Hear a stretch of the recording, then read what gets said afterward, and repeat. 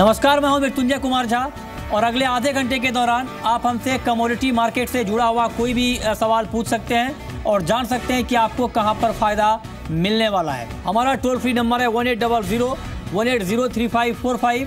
साथ ही आप 0120-4258-237 पर भी अपना सवाल पूछ सकते हैं। और आज आपके सवालों के जवाब देंगे बीरेन वकील, पैराडाइम कमोडिटी के CEO हमारे साथ हैं अहमदाबाद से, और साथ ही हमारे साथ हैं SSJ कमोडिटीज़ के AVP प्रियांक उपाध्याय। आप दोनों का बहुत बहुत स्वागत है कार्यक्रम में। शुरुआत करते हैं बम्पर कॉल से, जहां पर आप सबसे ज़्यादा मुनाफा शाम के कारोबार में कमा सकते हैं, ये हम आपको बताने जा रहे हैं।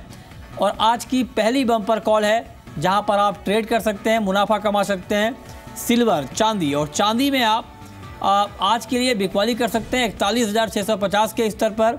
42,800 का टारगेट होगा। 41,000 रुपये के स्तर पर आप स्टॉप लॉस लगा सकते हैं। दूसरी महत्वपूर्ण कॉल जहां पर आप कमाई कर सकते हैं, मुनाफा कमा सकते हैं, कॉपर। और कॉपर में 367 के भाव पर बिकवाली की सलाह है। 358 का टारगेट होगा। 372 के स्तर पर आप स्टॉप लॉस लगाएं। और इसके अलावा अगर देखें तो तीसरी कॉल है आप आज की, जहां पर आप ट्रेड कर सकते हैं कच्चा तेल। यहां पर 3475 के भाव पर बिकवाली की सलाह है। 3420 का टारगेट होगा, लेकिन 3510 के स्तर पर आपके लिए स्टॉप लॉस लगाना ज़रूरी है। तो ये कुछ महत्वपूर्ण कॉल हैं जिसमें आप ट्रेड कर सकते हैं। ट्रेड करिए, लेकिन स्टॉप लॉस ज़रूर लगाइए। चलिए आगे बढ़ते हैं और अब सबसे पहले बात करते हैं चीनी की। और चीनी से जुड़ी हुई एक महत्वपूर्ण खबर आज आई है। केंद्र सरकार ने चीनी पर स्टॉक लिमिट की समय सीमा 6 महीने के लिए बढ़ा दी है। अब अक्टूबर 2017 तक चीनी पर स्टॉक लिमिट लगी रहेगी। कैबिनेट की बैठक में यह फैसला लिया गया है। पश्चिम बंगाल को छोड़कर देश के बाकी राज्यों में कारोबारी 1 महीने के लिए 500 टन से ज़्यादा चीनी का स्टॉक नहीं रख सकते। पश्चिम बंगाल के कारोबारियों के लिए 1000 टन की लिमिट तय की गई है।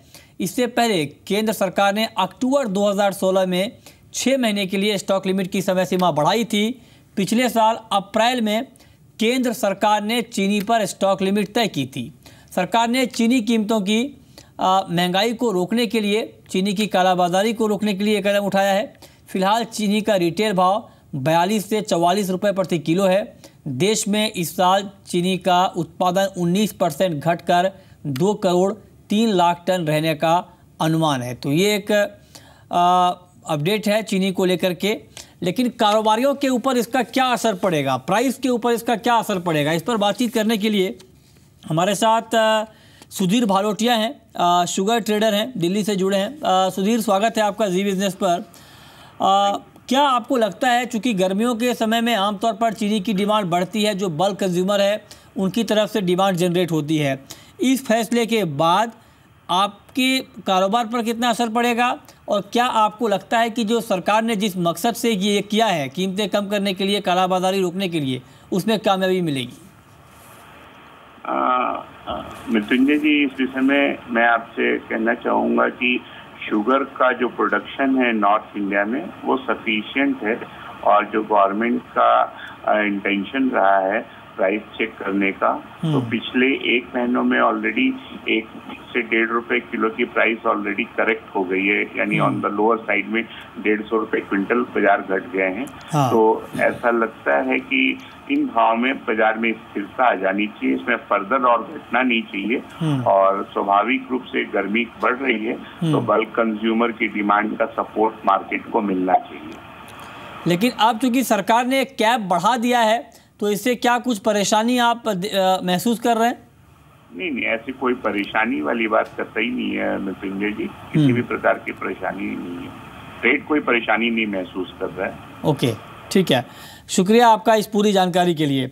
हमारे साथ बीरेन वकील भी हैं, पैराडाइम कमोडिटी के। बीरेन, आपका व्यू क्या होगा? वायदा बाजार में इस खबर का आप क्या इम्पैक्ट देख रहे हैं? क्या आपको लगता है कि वायदा बाजार में कीमतों में कुछ गिरावट आएगी? खास कोई इम्पैक्ट देखा नहीं गया है, क्योंकि वायदा बाज़ार में शुगर का वॉल्यूम जो लास्ट ईयर फरवरी में काफ़ी अच्छा था, बट अब बेहद कमज़ोर है। इससे थोड़ा फिज़िकल मार्केट में थोड़ा सेंटिमेंट पे इफेक्ट आएगा, क्योंकि यूपी शुगर मिल्स भी अब इंपोर्ट की तैयारी में है, तो इंपोर्ट सप्लाई साइड थोड़ी बेटर रहेगी। ओके, तो आप कह रहे हैं कि सप्लाई साइड इम्प्रूवमेंट यहाँ पर देखने को मिलेगी।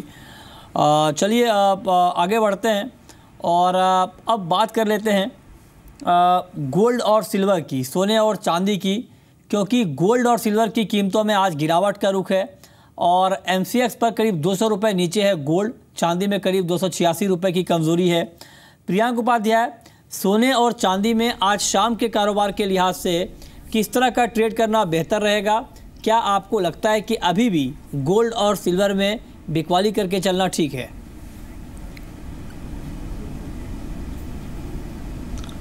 देखिए, no doubt short term trend जो है एक नेगेटिव बना है, बट ओवरऑल जो ट्रेंड है मीडियम टू लॉन्ग टर्म का अभी भी बाई साइड से बना हुआ है गोल्ड और सिल्वर दोनों के लिए। गोल्ड में मुझे लगता है कि थोड़ा बहुत गिरावट आ सकता है 29,200 100 तक, वो एक अच्छे सपोर्ट्स है। मैं मानता हूँ कि वहाँ से फिर से एक रिबाउंड एक्सपेक्ट कर सकते हैं। चांदी की अगर बात करें तो मेरे हिसाब से 41,650 के आसपास बाइंग इनिशिएट किया जा सकता है। 41,000 के नीचे का एक क्लोजिंग बेसिस स्टॉप लॉस रहेगा एंड 42,800 के टारगेट्स रहेंगे शॉर्ट टू मीडियम टर्म के। ओके, बीरेन, आपका कमेंट क्या होगा सोने और चांदी के ऊपर? हाल के दिनों में जो तेज़ी आई थी वो तेज़ी अब गायब होती हुई दिख रही है। क्या आपके हिसाब से कीमतों में अभी और गिरावट बाकी है?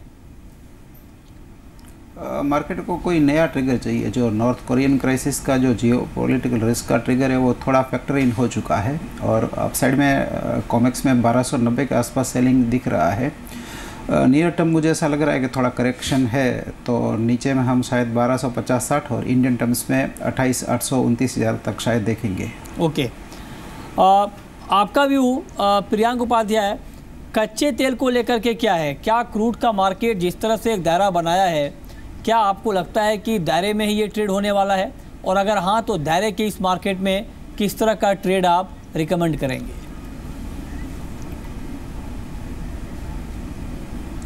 देखिए, क्रूड ऑयल में हम देख रहे हैं कि हायर लेवल्स पे प्राइसेस सस्टेन नहीं कर रहे हैं एंड वहाँ से सेलिंग आ रही है और नीचे में फिर से एक सपोर्ट बन रहा है, तो एक नैरो रेंज में ट्रेड कर रहा है। बट मेरा बायस नेगेटिव साइड पे ज़्यादा रहेगा।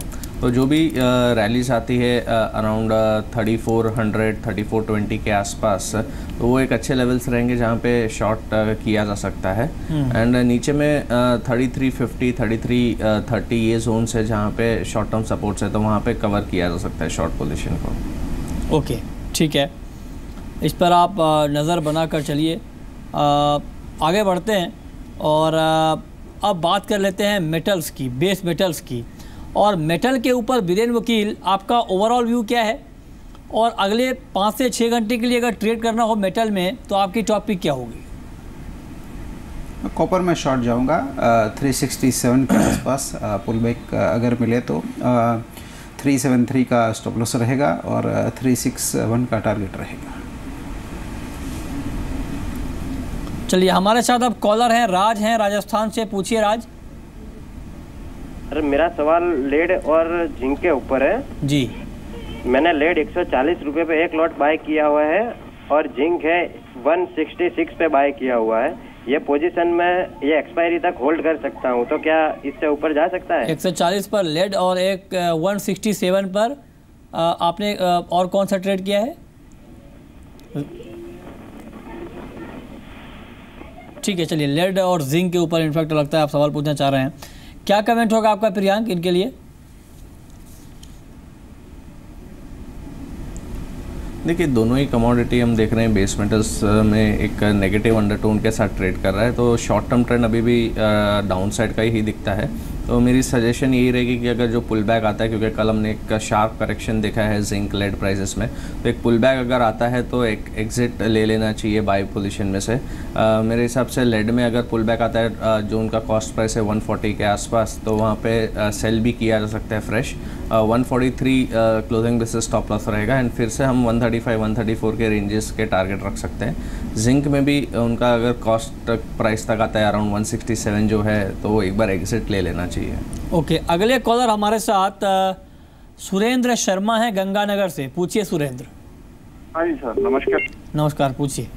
सर, ग्वार पे आने वाले जो आउटलुक जानना चाहते हैं आने वाले 15 दिन के लिए, और दूसरा क्वेश्चन रहेगा सर चने पे आने वाले 1 महीने बाद चने का क्या रेट रहेगा, और सबसे पहले ग्वार को प्रायोरिटी देते हुए 15 दिन के अंदर ग्वार का प्राइस आप कहां पर देख रहे हैं बीरेन वकील, और चने के ऊपर क्या आउटलुक है आपका?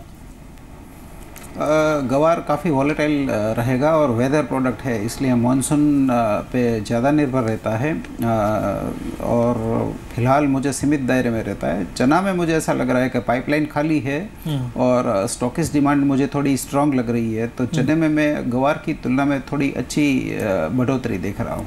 ओके, ठीक है। प्रहलाद हैं अगले कॉलर चूरू राजस्थान से, पूछिए प्रहलाद। जी सर नमस्कार। नमस्कार, पूछिए। हाँ सर जी, ये तो क्रूड के बारे में, एक गुआर के बारे में जानना चाहते हैं सर। अभी मानसून का रिपोर्ट आ गया है तो अब आगे तेजी रहेगी या नहीं? अभी हमने ग्वार के ऊपर ही बात की है इनफैक्ट, और जहाँ तक तेज़ी और मंदी की बात है तो आगे ग्वार की चाल इस बात पर निर्भर करेगी। हालांकि पहला अनुमान जारी हो चुका है और इस अनुमान में सामान्य बारिश होने की संभावना है, उसका इम्पैक्ट प्राइस के ऊपर दिखा है। लेकिन जून के पहले हफ्ते में जब दूसरा अनुमान जारी होगा तो उसके बाद आपको और ज़्यादा इम्पैक्ट ग्वार की कीमतों पर देखने को मिल सकता है।